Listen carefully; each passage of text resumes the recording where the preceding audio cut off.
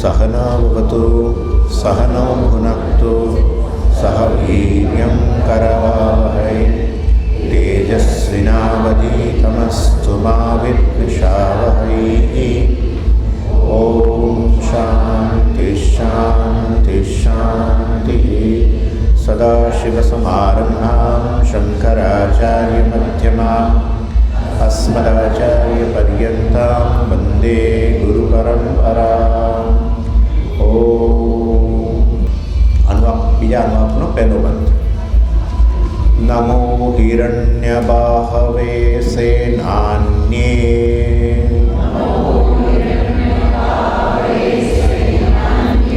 દિશાંચ પતયે નમઃ.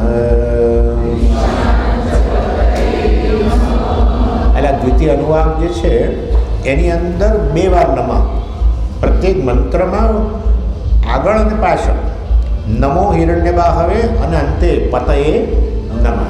એ રીતે છે બધા મંત્રો. અને અહીંયા પરમેશ્વરનું 3 વસ્તુઓ અહીંયા એનું વર્ણન છે. સર્વાત્મા, પરમાત્મા સર્વાત્મા છે. સર્વાત્મા એટલે શું? સર્વનો આત્મા. સર્વનો આત્મા એટલે શું? પણ સર્વ રૂપે રહેલું, એનું નામ સર્વાત્મા. માટી જેમ સર્વાત્મા છે, બધા જ રૂપ નામ રૂપનો, એવી રીતે. એટલે એ રીતે એને સર્વાત્મા કહે છે. કન્ટેન્ટ, પ્રત્યેક વસ્તુનો સાર, પ્રત્યેક વસ્તુનું સત્ય, પ્રત્યેક વસ્તુનો આત્મા એક જ વસ્તુ. સાર કહો, કન્ટેન્ટ કહો, એસેન્સ કે નથી કહેતા આપણે, એનો એસેન્સ આ છે, સાર. એનાથી એનું બહાર કશું નીકળે નહીં. એટલે એની બહાર કશું હોય નહીં, એમ મારું કહેવાનું હશે. પ્રત્યેક રૂપે રહેલું એને સર્વાત્મા કહેવાય. પછી સર્વેશ્વરત્વ અહીંયા ડિસ્કસ થાય છે. અર્થાત સમગ્ર જગતનો એ ઈશ્વર છે, પ્રભુ છે, અધિપતિ છે. અને ત્રીજું છે સર્વાંતરયામિત્વ. સર્વનો અંતર્યામી. સર્વનો અંતર્યામી એટલે પ્રત્યેક વસ્તુની અંદર રહીને નિયંત્રણ કરનાર. જેમ કે આ એક છે વસ્તુ અને એક આ વસ્તુ છે, તો અને આ બનવાની કોઈ સ્વતંત્રતા નથી. ફૂલને ક્લિપ બનવાની સ્વતંત્રતા નથી. એટલે ફૂલ છે કારણ કે કેટલાક નિયમો છે, હે ને? નિયમોથી બનેલું છે. અને આ ક્લિપ છે કંઈક નિયમોને કારણે. એટલે વાસ્તવને અને નિયમો ઈશ્વર એટલે બતાવે છે કે જે નિયમોના રૂપમાં રહેલો છે અને એ નિયમો દ્વારા જે તે રૂપનું નિયંત્રણ કરે છે. સમજી ગયા તમે?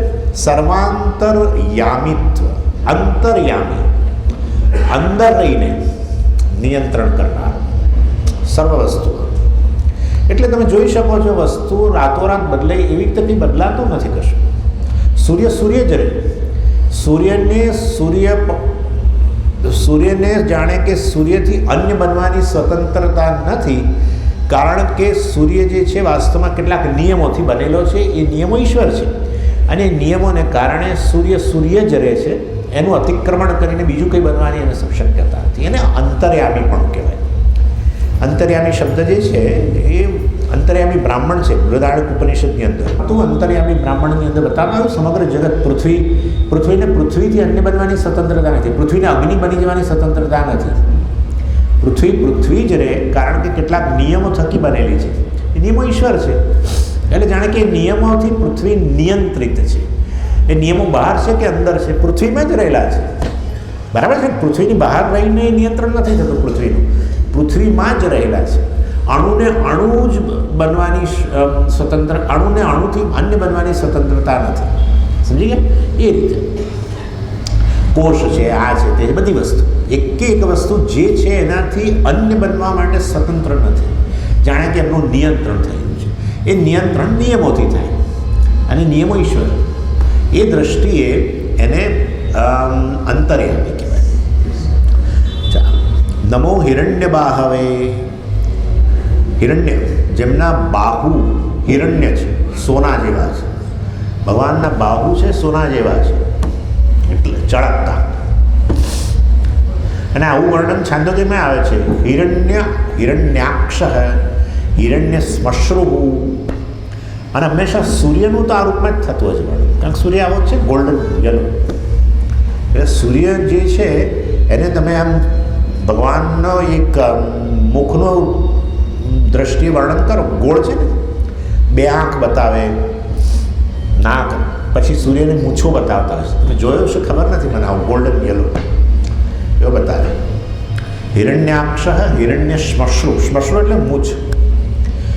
ઇન શોર્ટ હિરણ્ય બાહુ કે છે અહીંયા.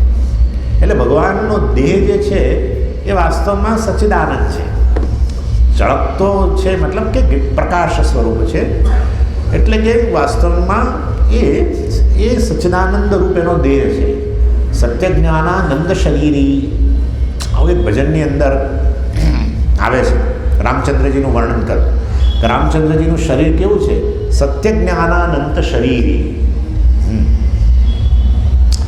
એનીવે, સેનાન્યે નમઃ. સેનાહ નયતિ ઇતિ સેનાની, સેનાહ નયતિ, બધી આર્મીઓ જે છે એનો અધિપતિ છે, આર્મી ચીફ. કે બધી આર્મીઓ એટલે શું? દેવતાઓનું એમનું પોતાનું સૈન્ય તો છે જ, દેવતાઓ જ બધા. મનુષ્યોની આર્મી મનુષ્યો, પશુઓની આર્મી હોય છે, અરે કીડી મકોડાની આર્મી હોય, હા રિયલી હોય છે, મધમાખીઓની હોય છે. એમાં મધમાખી ક્વીન હોય એક, અને એ બધી મધમાખીઓનું નિયંત્રણ કરતી હોય. દરેકના પોતાના આર્મી છે.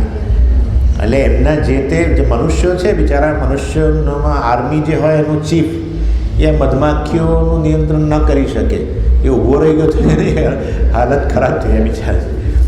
પરંતુ ભગવાન છે એ બધી જ સેનાઓના અધિપતિ છે, એવું કહે છે. બધી જ સેનાઓ, અર્થાત મનુષ્યની સેના હોય કે દેવતાઓની સેના હોય, અસુરોની સેના હોય, એ બધાના અધિપતિ. અસુરોનો એટલે એમને છે ને અસુરો જોડે ફાવે, એમને બધા જે આવે એમને જે એમને ભજન કરે એને આપી દે વરદાન. એમાં આ તો પાછા ખાસ આ શિવજીનું ઠેકાણું નહીં કશું, ખરેખર કોઈ ઠેકાણું નહીં એમ. પછી વિષ્ણુને બધી તકલીફ, કારણ કે એ પાલન કરતા છે. એટલે એમણે જો પછી ધ્યાન રાખવું પડે કે આ બધું આ તો આપીને બેઠા, હવે આ બધું ચલાવવું કેવી રીતે? પછી અસુરોને તમે જુઓ તો અસુરો મહાન તપશ્ચર્યા કરે. એ રાવણ હોય અસુર, કે પેલો આપણો શું નામ હિરણ્ય કશિપુ હોય, ઇવન હિરણ્યાક્ષ પણ, હારે બધા. અને પેલો કુંભકર્ણ, એને કેટલા વરદાનો હતા. એ બિચારાની એક જ તકલીફ કે ઊંઘ તો બહુ છે.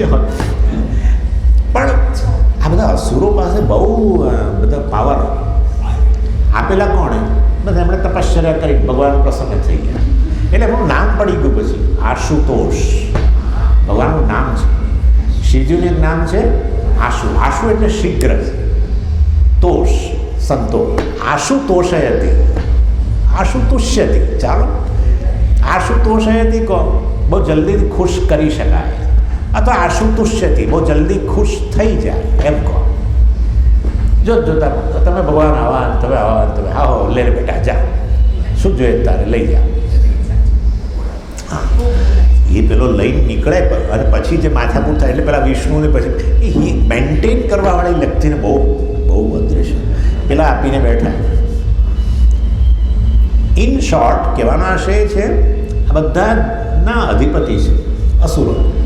સરળ છે આ વસ્તુ. તો દેવતાઓ રૂપે પણ હું જ રહેલો છું, અસુરો રૂપે હું જ રહેલો.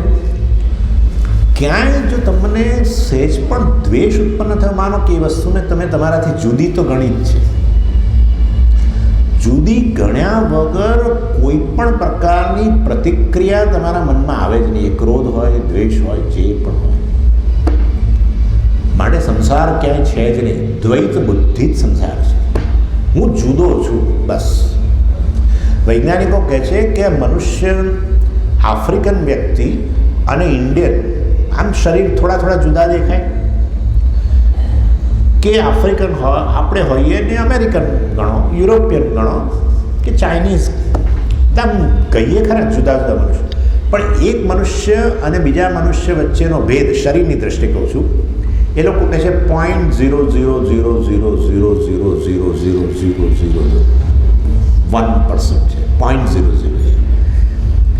સમજીએ ચાઇનીઝ કેમ આવા દેખાય છે ને આપણે કેમ આવા દેખાય? તો કે ડીએનએને કારણે, કોષમાં રહેલા ડીએનએને કારણે આવા છે. અને એ રીતે ડીએનએમાં ભેદ જે પડે છે એમાં બીજું કશું નથી. એક એમિનો એસિડ આમને બદલે આમ, ખરેખર એવું જ છે. બસ આટલું જ. બે મનુષ્ય શરીર વચ્ચેનો ભેદ એ લોકો કહે છે 0.0000. શરીરોમાં ભેદ. તમે શરીર તો એક ખાલી તરંગ જેવું છે. સત્ય વસ્તુ તો જળ છે ને. એક તરંગને બીજા તરંગ વચ્ચે ભેદ દેખાય છે? દેખાય છે ને. એક મોટું હોય, નાનું હોય. આ લોકો બધા અંગ્રેજીનું નામ આપે બધા. 7 પ્રકારના તરંગો છે. બોલો, 7 પ્રકારના તરંગો હોય છે. રિપલ્સ એમ જાતનું કંઈ બધું, બ્રેકર ને ફલાણું ઢીકણું. સપાટી પરનો ભેદ વાસ્તવમાં શું છે? જળ છે. એટલે એ રીતે વાસ્તવમાં જે ભેદ છે શરીરની દ્રષ્ટિએ ભેદ, એ પણ આ લોકો કહે છે વૈજ્ઞાનિકો. આપણે તો ઠીક, વૈજ્ઞાનિકો કહે છે કંઈ ભેદ જ નથી.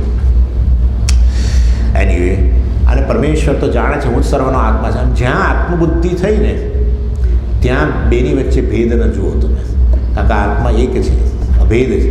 એટલે જ તમે તમારા અંગો વચ્ચે ભેદ નથી જોયો. તમને નાના વચ્ચે ભેદ લાગે છે? આ હું છું અને આ હું નથી એવું લાગે છે? નથી લાગતું. તો ભેદ બુદ્ધિ નથી તો પછી દ્વેષે નથી. સમજ, મને મારા ડાબા હાથમાંથી બહુ દ્વેષ છે, આવું મને કોઈ કહેનાર મળ્યું નથી. જો કદાચ હોય તો ખબર નહીં, મળી જાય હોય એ કશું નક્કી નહીં. મને જમણો પગનો પ્રત્યે મને બહુ રાગ છે મારા. એવું જરૂર છે કે તમારા 2 પગમાંથી, 2 હાથમાંથી કે ડાબુ અંગ અને જમણા અંગની વચ્ચે જરૂર ભેદ હોય છે સ્ટ્રેન્થની દ્રષ્ટિએ. એ તમે જાઓ ને ફિઝિયોથેરાપી પાસે તો તમને તરત કે તમારો ડાબો પગ બરાબર વળતો નથી, જમણો પગ સારો વળે છે, આમ તેમ એ બધું કે. એ ગમે એટલું કે, પણ તો આપણને તો એક જ આત્મા, એક જ હું વ્યાપેલો છે. અને એ દ્રષ્ટિ આપણે એક જ રૂપે જોઈએ છીએ, એમાં ભેદ નથી પાડતા. એવી રીતે પરમેશ્વરને માટે આ જ્ઞાન છે, હું જ આ સર્વરૂપે રહેલો છું. અને માટે એ ભેદ બુદ્ધિ એનામાં હોતી નથી. અસુર હોય કે દેવતા હોય કે બીજા હોય, માટે સર્વ સેનાઓના એ અધિપતિ છે. સેનાન્યે નમઃ, દિશાંચ પતયે નમઃ. દિશાંચ પતયે, દિશાઓના અધિપતિ. દિશાઓના અધિપતિ તો સામાન્ય રીતે દેવતાઓ હોય છે, દિગ દેવતા કહીએ છીએ આપણે. એટલે પૂર્વ દિશા જે છે, પૂર્વ દિશાના દેવતા જે છે એ વાસ્તવમાં આદિત્ય છે. દક્ષિણ દિશાના યમરાજા વગેરે એવી રીતે. એટલે આમ દિગ દેવતાઓ બધા જે તે દિશાનું નિયંત્રણ કરનારા એના અધિષ્ઠાન દેવતાઓ વાસ્તવમાં ભિન્ન ભિન્ન છે. પરંતુ સર્વ દિશાઓ, એટલે દિશામ કહી દીધું, સર્વ દિશાઓ અધિપતિ. કારણ કે એવું કેમ? કારણ કે બધા દેવતાઓના પણ અધિપતિ છે. તો પછી જે તે દેવતા જે તે દિશાનું ભલે અધિષ્ઠાન હોય, અધિષ્ઠાન દેવતા હોય, નિયંત્રણ કરતા હોય, પરંતુ એ દેવતાઓના અધિપતિ હોવાને કારણે આપોઆપ જ સર્વ દિશાઓના પણ અધિપતિ છે.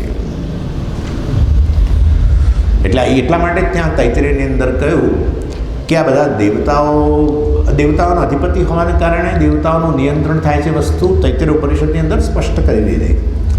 ભીષાસ્માન વાતઃ પવતે, ભગવાનના ભયને કારણે વાસ્તવમાં વાયુ વાઈ રહ્યો છે, અર્થાત એનું નિયંત્રણ કરનાર ઈશ્વર છે.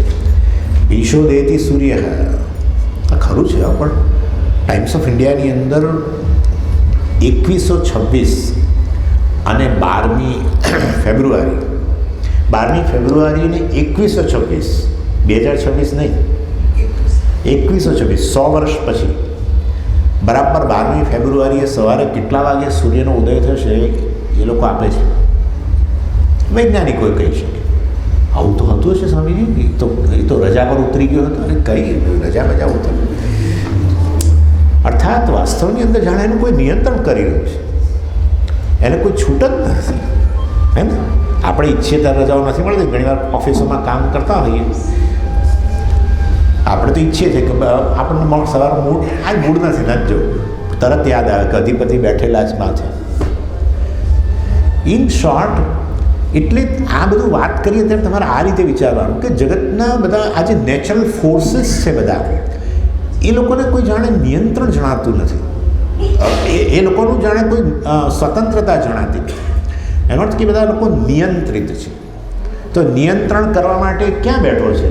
અરે ભાઈ પેલો એની અંદર જ બેઠો છે, એ નિયમ રૂપે જ બેઠો છે. એટલે મેં તમને એ દિવસે ઓર્ડર, નિયમની વાત કરી હતી. કેટલાક લોકોને એ દિવસે થયું કે આ શું સ્વામીજી શું વાતો કરે છે આ બધું નિયમોના રૂપમાં. પણ હવે તમે સમજી શકશો કે એને બરાબર 100 વર્ષ પછી સૂર્યનો ઉદય બરાબર 7:05 થશે, 12મી ફેબ્રુઆરી, જે હોય તે મને બહુ ખબર નથી અહીંયા કેટલા વાગે, પણ એ કહી શકતા હો તે બરાબર તે બતાવે છે કે વસ્તુ કેટલી બધી નિયંત્રિત છે. જળ બેસાલક નિયમો છે બધા. એની એટલે ભીષોદેતી સૂર્ય, ભીષાદ અગ્નિશ્ચેન્દ્રશ્ચ, અગ્નિ દેવતા પણ પોતાનું કાર્ય કરે છે નિયંત્રણમાં રહીને. ઇન્દ્ર પણ કરે છે. બાકી ઇન્દ્ર આમ અધિપતિ કહેતે દેવતાનો, પણ ઇન્દ્ર સહિત બધા દેવતાઓનો અધિપતિ પરમેશ્વર છે. ખ્યાલ આવી ગયો તમને? એ રીતે નમો ચાલો બીજો મંત્ર. નમો વૃક્ષેભ્યો હરિકેશેભ્યઃ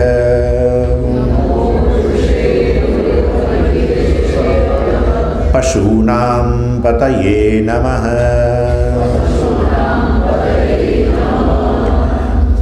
વૃક્ષેભ્ય, વૃક્ષની વાત આવે, વૃક્ષના રૂપમાં રહેલા હે ભગવાન આપણે નમસ્કાર. તમે મનોમન નમસ્કાર કરજો, માથું નહીં નમાવતા અત્યારે બધા, પણ નમસ્કાર કરજો ખરા અંદર. નમઃ વૃક્ષેભ્ય, વૃક્ષના રૂપમાં રહેલો. વૃક્ષની વાત આવે એટલે તરત જ યાદ કરવાનું. ઊર્ધ્વમૂલમ અધઃશાખમ અશ્વત્થમ પ્રાહુ અવ્યમ ઊર્ધ્વમૂલ અવાક્ષાખ. હે ને? ક્યાં? કઠોપનિષદમાં ઊર્ધ્વમૂલ અવાક્ષાખ. 15મા અધ્યાયમાં ઊર્ધ્વમૂલમ અધઃશાખ. Same thing. અવાક એટલે અધઃ. આ ખરું વૃક્ષ છે કે એના મૂળ અધર છે અને ડાળીઓ નીચે ને પાંદડા બધા નીચે છે. ઊર્ધ્વ જ હોય ને. મૂળ એટલે છે જેનું કારણ. મૂળ એટલે કે કારણ, જેના કારણે વૃક્ષ ટકેલું છે. એ મૂળ જે છે ઊર્ધ્વ. ઊર્ધ્વ એટલે ઊંચું. ઊંચું એટલે જે બધું સત્ય છે, એ ખરેખર સત્ય છે. બાકી બધું એથી નીચું છે. નીચું એટલે વાસ્તવ મિથ્યા. સત્ય વસ્તુ છે ને. એટલે ભગવાનનું એક નામ છે ઉત. ઉત ક્યાં? છાંદોગ્યમાં કહ્યું ઉત નામ છે. કસ્ય ઉત ઇતિ નામ. ઉત, ઉત એટલે ઉપર ઉઠેલો. ઉઠેલો જ છે. જગતની કોઈ પણ વસ્તુ કરતાં એ અતીત જ છે. કાળ, કાળથી અતીત. કાળ રૂપે પણ રહેલો મિથ્યા, તરંગ રૂપે પણ રહેલો અને છતાંય અતીત. જળ અતીત જ કહેવાય ને. અતીત એટલે જે અસ્તિત્વ માટે અન્ય પર આધારિત નથી. એનીવે એટલે વૃક્ષેભ્ય. અને વૃક્ષની ઉપમા આપી છે. સંસાર વૃક્ષનું મૂળ આ છે. સંસાર વૃક્ષનું મૂળ ઊર્ધ્વ છે. મૂળના દર્શન ન થાય, વૃક્ષના દર્શન થાય, જગતના દર્શન થાય. જગતનું મૂળ સત્ય કારણ એના દર્શન ન થાય. કારણ કે કારણ વાસ્તવમાં જે છે એ દેશ અને કાળને અંતર્ગત નથી. જે દેશ કાળને અંતર્ગત હોય એના દર્શન થાય. દેશ કાળ સહિત વસ્તુ જે જગતમાં છે એ બધું તમને દેખાય.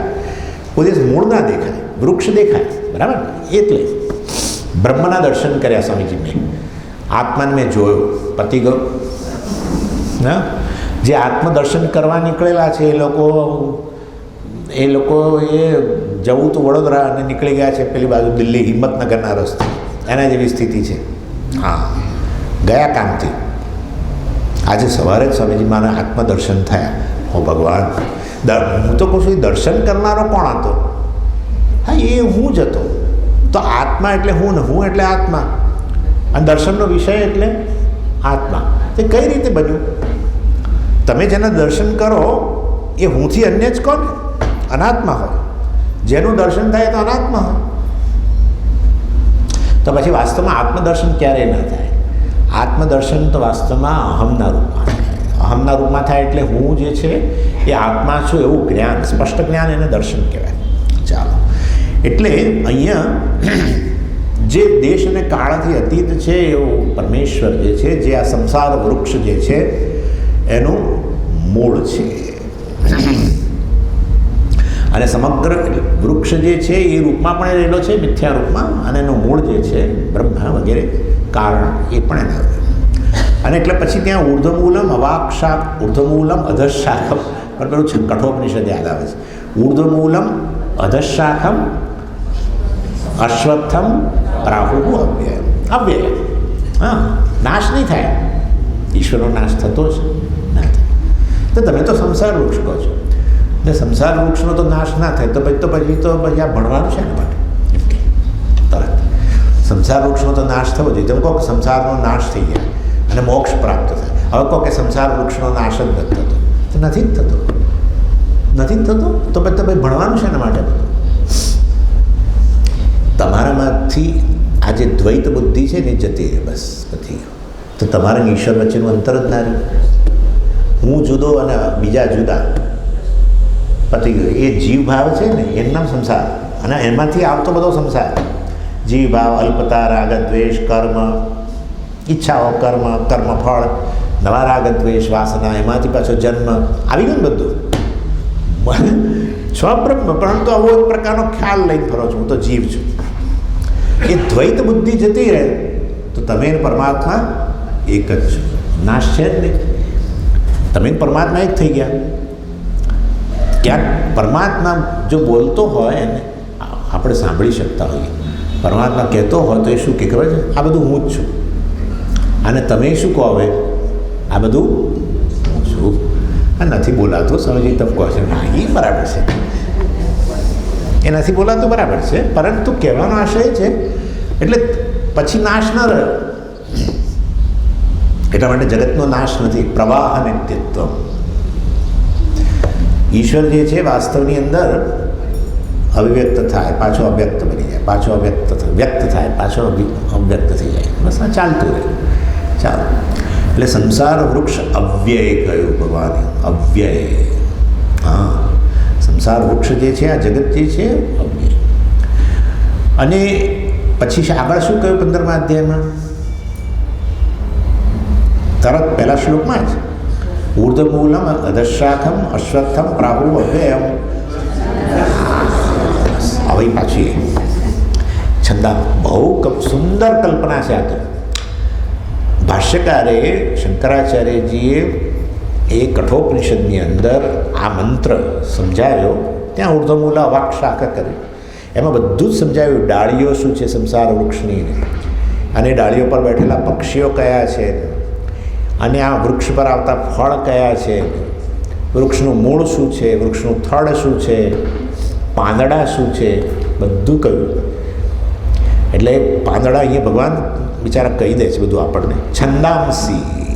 છંદાંસી યસ્ય વૃક્ષસ્ય. આ વૃક્ષના પાંદડા, પર્ણાની પાંદડા શું છે? છંદાંસી એટલે વેદ. એટલે આના પાંદડા વેદો છે. કેમ એવું છે? પહેલાં આપણે છંદાંસીની બાજુએ રાખીએ. વૃક્ષને ટકાવનાર વસ્તુ પાંદડા છે. હા, એવું છે કે વૃક્ષ જે છે એને શેની જરૂર પડે? પાણીની જરૂર પડે. તો વાસ્તવમાં એ પાણી ક્યાંથી ખેંચે? મૂળમાંથી.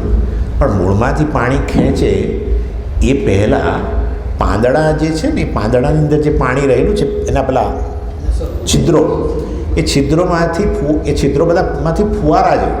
પ્રત્યેક પાંદડું ફુવારો, એટલે એમાંથી પાણીનું બાષ્પીભવન થતું રહે. એટલા માટે તમે કોઈ પણ લીલું વૃક્ષ હોય એની નજીક જાઓ તમને ઠંડક લાગે, કારણ કે સતત પેલો ફુવાર ઉડે છે. એટલે જેમ એ પાણીનું બાષ્પીભવન થતું જાય એમ પછી એ પાંદડા નીચેથી મૂળ દ્વારા પાણી ખેંચે ને એ રીતે આખું વૃક્ષ ટકેલું છે. એટલે વૃક્ષને ટકાવનાર જેવી રીતે પર્ણો છે એવી રીતે આ સંસાર વૃક્ષને ટકાવનાર વેદો છે. એટલે શું? વેદના મંત્રો. એટલે શું? એ મંત્રનો વિષય શું? કર્મ.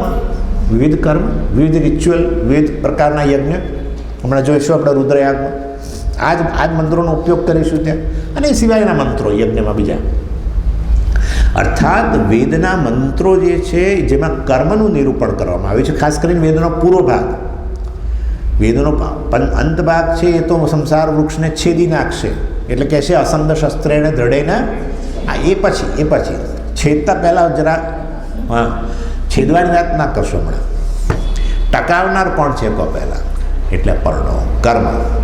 હા, કર્મને કારણ ટકેલું છે. કર્મ પણ કર્મ કોના માટે? જે કરતા છે એના માટે. કોણ કરતા છે? આ જીવ. બરાબર, અજ્ઞાનને કારણે બધું બરાબર, પણ છે જીવ જે પોતાને કરતા ભોગતા માને છે, જે પોતાને ઉણપ લાગે છે, એને વિવિધ પ્રકારના કર્મફળ જોઈએ છે. કર્મફળની પ્રાપ્તિ થાય ને ત્યારે ના આનંદ થાય. એટલે શું થાય ખબર છે? પેલી ઉણપ હોય એ જતી રહે, ટેમ્પરરી કામ ચલાવવું, ઉણપ જતી રહે, એનું નામ જ આનંદ. બીજું શું થાય? બીજું હોય તો બતાવો, મને કહેજો. હો, કોઈ વ્યાખ્યા કરજો. ઉણપનો અભાવ અનુભવની અંદર એનામાં આનંદ. બસ, કોઈ ઉણપ ન લાગવી. એટલે એ ઉણપને કાઢવા માટે પછી વિવિધ વસ્તુઓ પ્રાપ્ત કરવી પડે, ઈચ્છાના વિષયો, અને એના માટેનું સાધન કર્મ. બરાબર ને? વૈદિક કર્મ, લૌકિક કર્મ પણ લઈ લો તમે. અહીંયા છંદાંશનો અર્થ આમ વેદના મંત્રો, જેમાં કર્મનું નિરૂપણ, અને એમાં યજ્ઞ કર્મ, આપણા વૈદિક કર્મો કે લૌકિક કર્મ જે હોય તે સર્વ કર્મ દ્વારા કર્મ સાધન બને. શેના માટે? કર્મફળ પ્રાપ્ત કરવા માટે. અને કર્મફળ પ્રાપ્ત થાય એટલે એ કર્મફળને ભોગવીને નવા રાગદ્વેષ ઇમ્પ્રેશન ઊભી થાય. એમાંથી પછી નવા કર્મ, નવી ઈચ્છાઓ જન્મે. એમાંથી પછી કર્મ, એમાંથી પછી કર્મફળ, એમાંથી પાછા રાગદ્વેષ, એમાંથી પછી ઈચ્છાઓ, રાગદ્વેષના અનુરૂપ ઈચ્છાઓ, અને એમાંથી પછી પાછા કર્મો. બસ ટકી જોયું. એટલે છંદાંસી યસ્ય પર્ણાની, જેવી રીતે પર્ણ વૃક્ષને ટકાવે એવી ને એવી રીતે વેદના મંત્રો આ સંસાર વૃક્ષને ટકાવે. ઇનફેક્ટ આ જગત જે છે ને એ એક પાર્ટનરશિપ ફર્મ છે. લિટરલી જીવ અને ઈશ્વર વચ્ચેની પાર્ટનરશિપ ફર્મ. પાર્ટનરશિપ ફર્મ એટલે શું? ફેક્ટ પેઢી ચા ભાગીદાર પેઢી. ખરેખર બધી જ વસ્તુઓ તમારી મારી કમાણીમાંથી આવ્યું છે. બધું, સૂર્ય ચંદ્ર બધું જ. અને એ વસ્તુ ત્યાં બૃહદારણ્યક ઉપનિષદની અંદર કહી કે આ સમગ્ર જગત જે છે એનો પિતા કોણ? ઈશ્વર નહીં, જીવ. એ જીવ પિતા છે.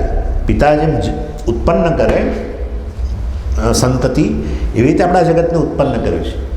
આપણા કર્મોમાંથી આવી છે સમગ્ર જગત. આપણા જે અર્નિંગ છે ને એમાંથી થોડોક હિસ્સો એ બડી સરકાર જે છે એ થોડો હિસ્સો કાઢી લે. જેમ તમે કમાઓ કશું, એમાંથી થોડો હિસ્સો પેલું લઈ જાય ને સરકાર ટેક્સના રૂપમાં, એવી રીતે પછી કહે છે અમારે એ ટેક્સમાંથી અમે તો ઇન્ફ્રાસ્ટ્રક્ચર ઊભું કરીશું, રોડ બનાવીશું, ને પેલા શું બોલો પુલ બનાવીશું, આ બનાવીશું, તે બનાવીશું. એવી રીતે આપણા કર્મો છે એક કમાણી, કર્મફળ, એમાંથી વાસ્તવમાં થોડોક હિસ્સો કાઢી લે ભગવાન અને એમાંથી જગત બનાવે. એને જીવોના સમષ્ટિ કર્મો કહેવાય. સમષ્ટિ કર્મો બધાને પ્રત્યેકે ટેક્સમાં ફાળો આપે, સમષ્ટિ. એ જે કલેક્શન આવ્યું એને સમષ્ટિ કહેવાય ને એવું. અને પછી વ્યષ્ટિ કર્મોમાંથી તમને તમારા શરીર, મન ને ફેમિલી ને પેરેન્ટ્સને હાથથી તમારા વ્યષ્ટિ કર્મોમાંથી તમને તમારા વ્યષ્ટિ શરીર વગેરે મળે. સમષ્ટિ કર્મોમાંથી આ મળે. પણ સ્વામી, જો મારા કર્મ હોય તો પછી વાસ્તવમાં મને એને અનુભવ કરતાં મને સુખ દુઃખ જન્મવા જોઈએ તો જન્મે જ છે. આ જ અત્યારે સૂર્ય જે છે અત્યારે આનંદ આપતો હશે, હું માનું છું. હમણાં મહિનો જવા દો, ખાલી હમણાં મહિનો જ જવા દો, પછી જુઓ સૂર્યને ટાળવા માંગીએ આપણે. વાયુ આપણને આનંદ આપે, પણ એ જ વાયુ અમારા અમેરિકા એટલે પૂછો તમે, હાડ ગાળી નાખે તમને ખરેખર. ઇન શોર્ટ આ બધી વસ્તુઓ સૂર્ય, ચંદ્ર, પૃથ્વી તત્વ, આ બધી જ વસ્તુઓ આનંદ આપે, પણ આની આ જ વસ્તુઓ દુઃખ આપે. પૃથ્વીનો ભૂકંપ આવે, ચાલો ગયું. એ જ પૃથ્વી જ્યારે અન્નની ઉત્પત્તિ કરે આનંદ આપે, એ જ પૃથ્વીમાં કંપન થયું દુઃખ આવે. જો પ્રત્યેક વસ્તુ જગતની તમને સુખ કે દુઃખ આપતી હોય તો છેવટે મારા કર્મનું જ પરિણામ હોવી જોઈએ. અને એમાં વ્યષ્ટિને જ નહીં, સમષ્ટિને ઘણીવાર તો આખો દેશને તકલીફ થાય. સુનામી આવે, જળ જુઓ, તરંગો આમ આનંદ આપે, સમુદ્ર આનંદ આપે, પણ એ તરંગો સુનામીના રૂપમાં આવે. ખ્યાલ આવે ને હવે તમને? એટલે જગત આવ્યું છે કર્મમાંથી, પણ મારા એકલાના નહીં, સમષ્ટિમાંથી. અને મને મળેલું શરીર વગેરે છે એ વ્યષ્ટિ કર્મથી.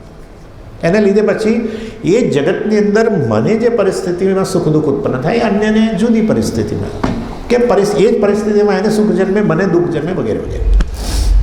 લોકો ઉનાળાની અંદર ફરનારા છે સ્કૂટર પર, અમને કશું થતું નથી સ્વામીજી, અમે આવું કે. અને પેલી બીજી એક વ્યક્તિ ખાલી અડધો કલાક બહાર જઈને આવે કે કામ માટે, માથું ચડી ગયું, કે માથું ચડી ગયું. એટલે વ્યષ્ટિકરણ. તમે તો ભાગીદારી કહેતા હતા, આમાં ઈશ્વરનું શું આવ્યું? હા, પણ આપ્યું કોણે? તમારી અર્નિંગ હતી, પરંતુ એ અર્નિંગના અનુરૂપ આપ્યું કોણે? ઈશ્વરે. શરીર તમને કોણ આપ્યું છે? કર્મફળ દાતા છે. એટલે એ રીતે જેમ તમારા પૈસા વગેરે હોય ને, તમે કોઈ પેલા બિલ્ડિંગ કોન્ટ્રાક્ટરને આપો બનાવવા માટે કે ભાઈ તું બનાવી આપો, બસ એવું. પૈસા તમારા, બનાવનારે એના છે. આ રીતે વાસ્તવની અંદર વ્યષ્ટિ સમષ્ટિ કર્મમાંથી સમગ્ર જગત આવ્યું છે. એટલે સંસાર વૃક્ષ જે છે એને ટકાવનાર શું છે? આપણા કર્મ. એ કર્મોનો સોર્સ શું? વેદ અથવા લૌકિક કર્મ. ચાલો, લૌકિક કર્મ, વૈદિક કર્મ, એમાંથી. એટલે એ રીતે ભગવાને સરખામણી કરી. અને એનું મૂળ શું છે? ઉર્ધ્વ છે. ઉર્ધ્વ છે એટલે જે દેશ અને કાળથી પર છે, જે પ્રત્યક્ષ દર્શનનો વિષયકરણ થઈ શકે. પણ આપણે જાણીએ છીએ કે રૂપ એટલે હોવું તો જોઈએ, બરાબર છે. વૃક્ષ ટકેલું છે, જીવિત છે, તો પછી મૂળ તો હોવું જ જોઈએ ને, નહીં તો કેવી રીતે ટકે? અને અને સામાન્ય રીતે અશ્વત્થ વૃક્ષ સાથે સરખાવે છે. અશ્વત્થ વૃક્ષની વિશેષતા એ છે કે એ આ રીતે એ પોતાની રીતે વિસ્તાર કરતો હોય છે. એટલે હદ સુધી કલકત્તામાં એક વૃક્ષ છે, જેમ આપણે અહીંયા છે ને પેલું કબીરવડ, એવી રીતે કલકત્તામાં એક વૃક્ષ છે આવું વટવૃક્ષ, કે જેમાં જે ઓરિજિનલ સૌથી પહેલું જે થડ હતું ને, એ તો હવે એ રહ્યું જ નથી. એટલે એ લોકોએ ત્યાં વાંસ મૂકીને રાખ્યો છે અને ટેપ પેલું લખ્યું છે ત્યાં કે આ ઓરિજિનલ અહીંયા પહેલાં એનું થડ હતું. એટલે તમે વિચારો કે બધા નવા પેલા શું કયા મૂળ તમે કહો? વડવાઈઓ, બરાબર. એ વડવાઈઓમાંથી આગળ વધતું.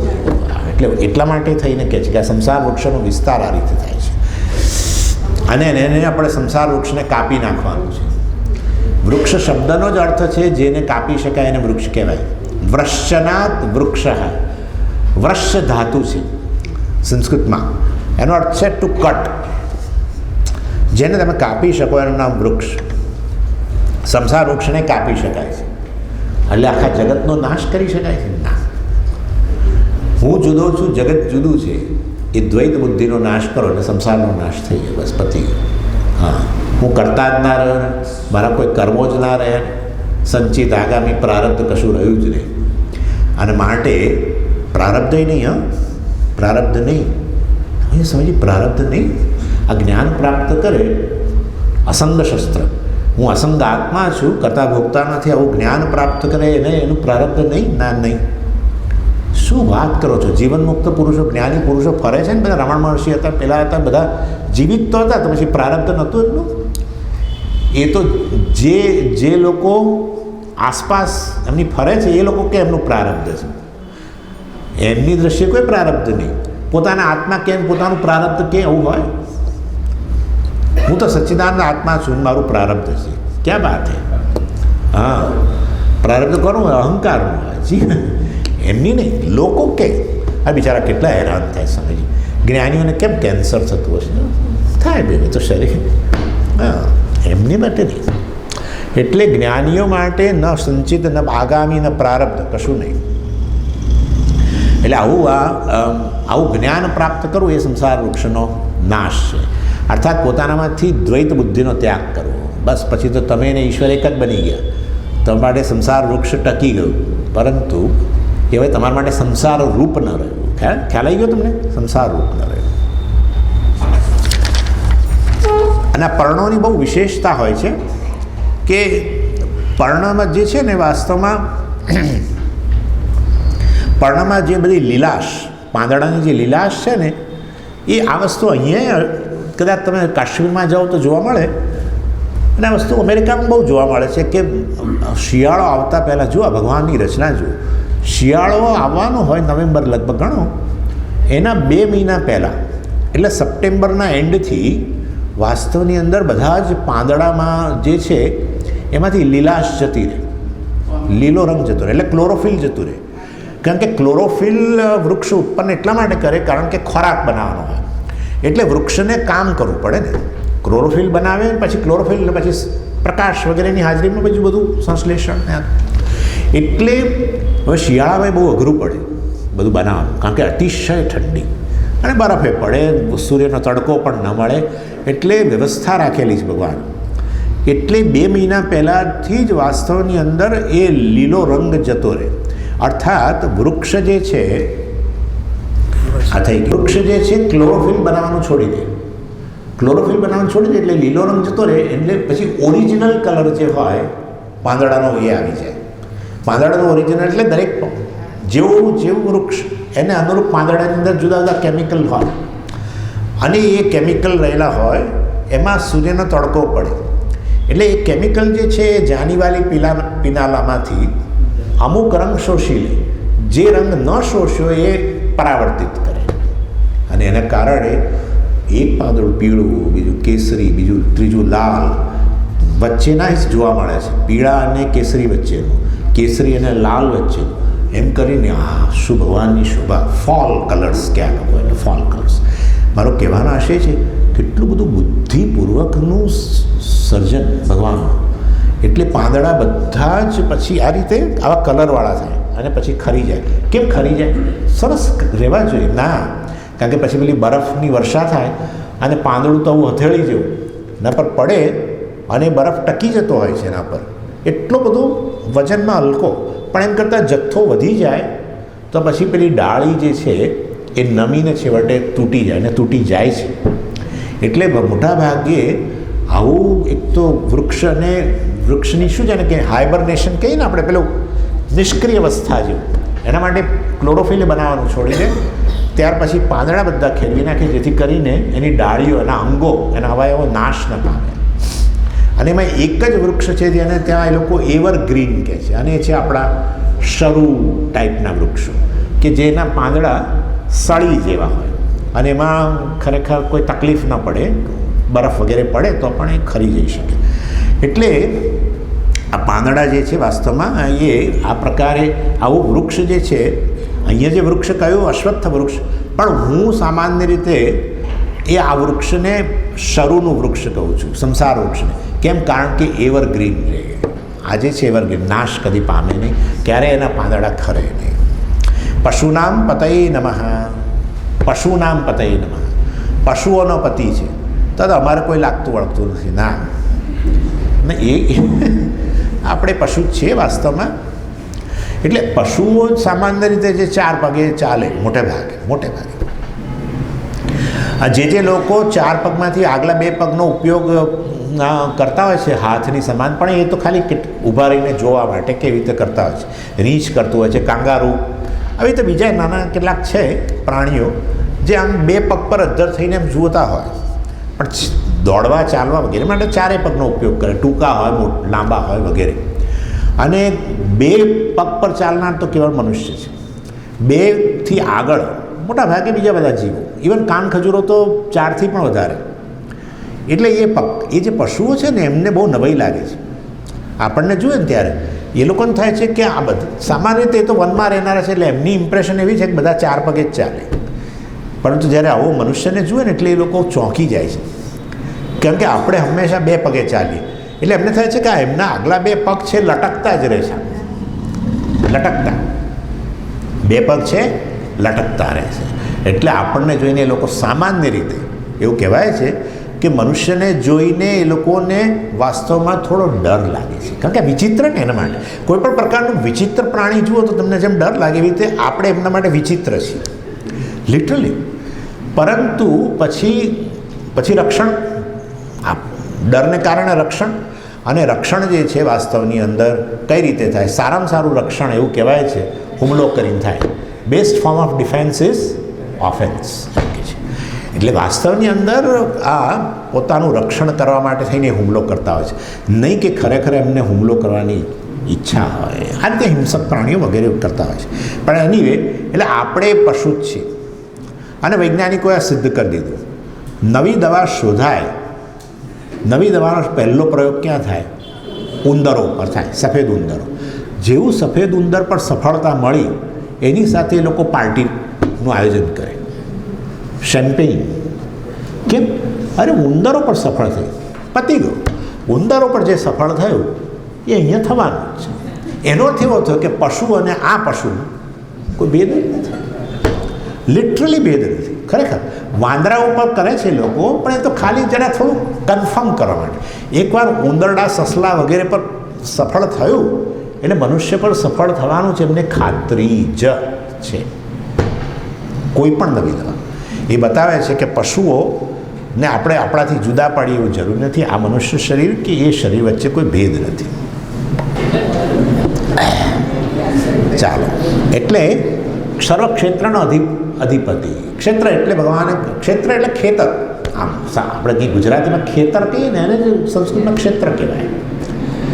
અર્થાત આ ક્ષેત્ર છે, અને ક્ષેત્રમાં દ્વારા જ વાસ્તવમાં જેમ ખેતરમાંથી તમે પાક લઈ શકો, એવી રીતે આ ક્ષેત્ર શરીર દ્વારા જ તમે પુણ્ય પાપનો પાક લઈ શકો છો. સર્વક્ષેત્રેષુ ભારત ભગવાન કહ્યું હતું. ત્રીજો મંત્ર, નમઃ સસ્પિંજરાય ત્વિષીમતે પથીનામ પતયે નમઃ. સસ્પિંજરાય, પિંજર એટલે ઘાસ, સસ્પિંજર એટલે ઘાસ જે કુમળું હજુ હમણાં જ જેને આમ ઉગ્યું છે, એ ઘાસ લીલું નથી હોતું. એ ઘાસ છે ને સામાન્ય રીતે પીળું અને લાલ, પીળાશ પડતો લાલ રંગ એવું તમે જોજો. હંમેશા ઘાસને કાપી નાખ્યા પછી એ ઉગે ને ત્યારે શરૂની અંદર જે ફૂટ એની આવે એમાં લીલો રંગ પછી આવે. એટલે ભગવાન નમઃ સસ્પિંજરાય પાછું આવ્યું. એટલે આવો પ્રકારનો છે, પીળાશ પડતા લાલ રંગના ઘાસ જેવો છે. કેમ આવું કહ્યું? સરસ, બહુ સુંદર કહ્યું. લાલ રંગ ભગવાનને કહ્યો કારણ કે હંમેશા લાલ રંગ શક્તિ સાથે જતો હોય છે. એટલે જે શક્તિના રૂપો છે ને બધા હંમેશા લાલ રંગ કરે છે. કુમકુમ, સ્ત્રીઓ હંમેશા કુમકુમનો ચાલ્લો કરે સામાન્ય રીતે. શક્તિને આપણે જે અર્ચના થતી હોય છે એ પણ કુમકુમ અર્ચના. તમને ખબર હશે, આપણે લલિતા સહસ્રનામ દ્વારા કુમકુમ અર્ચના કરતા હતા અમદાવાદની અંદર. એટલે શક્તિ સાથે જતી વસ્તુ એ કુમકુમ લાલ રંગ, અને એ શક્તિ ધારણ કરનારો જે છે એની સાથે જતો રંગ છે આ પીળો અર્થાત ગોલ્ડન યલો, ચંદન વગેરે. એટલે પુરુષો સામાન્ય રીતે પુરુષો ચંદન કરે. આપણે ત્યાં હવે તો એ પણ નથી રહ્યું, કે જે સ્ત્રીઓ પરણેલા હોય ને પછી વિધવા થાય એ લોકો કદાચ કરે, પણ સામાન્ય સૌભાગ્યવતી સ્ત્રી ક્યારેય સામાન્ય બધા કુમકુમનો ચાલો કરે. બહુ સૌભાગ્યનું પ્રતીક છે. હવે તો એ ફેશન નીકળી છે, કશું નહીં. પરંતુ જે લોકો બહેનો કરતા હોય એ સામાન્ય રીતે કુમકુમનો ચાલો કરે. એટલે ભગવાન શક્તિના રૂપમાં પણ રહેલો છે અને શક્તિ ધરાવનારના રૂપમાં પણ રહેલો છે. શક્તિમાન ઉપાદાન નિમિત્ત જે ગણો તે પુરુષ પ્રકૃતિ બે ગણો. અને માટે ભગવાન આવું કહ્યું સસ્પિંજરાય. બોલો, એટલે આવો પીળાશ પડતા લાલ રંગ ધરાવતું જે આ ઘાસ છે એના જેવો છે એમ. એનું કારણ આવું છે. શેના માટે પણ આવું કહેવાની શું જરૂર હતી? સચ્ચિદાનંદ છે એમ કહી દો ને. અરે પણ સચ્ચિદાનંદ છે એવું નથી કહી શકતો, તો હવે શું કરવું અમારે? તો પછી એની ઉપાસના કરો ભગવાનની. ભગવાનની ઉપાસના કરીને કંઈ અધિકારીત્વ પ્રાપ્ત કરો ને પછી કહી શકશો તમે. એટલે માટે ઉપાસના માટે આ બધું રૂપ આપવામાં આવે છે કે ભગવાન આવા રંગ કહેવું તો પડે છે. કારણ કે ભગવાનની તમે ઉપાસના કરવી હોય તો એનું ધ્યાન કરવું પડે. ધ્યાન કરવા માટે એનું રૂપ હોવું જોઈએ. રૂપ હોય તો પછી આવામાં કયો રંગ છે વગેરે બધું આવે છે આપોઆપ.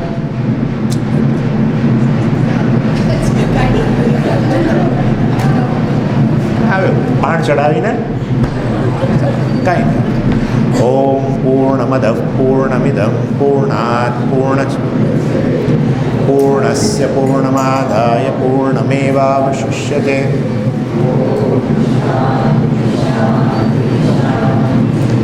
હરિ ઓમ શ્રી ગુરુભ્યો નમઃ. હરિ ઓમ.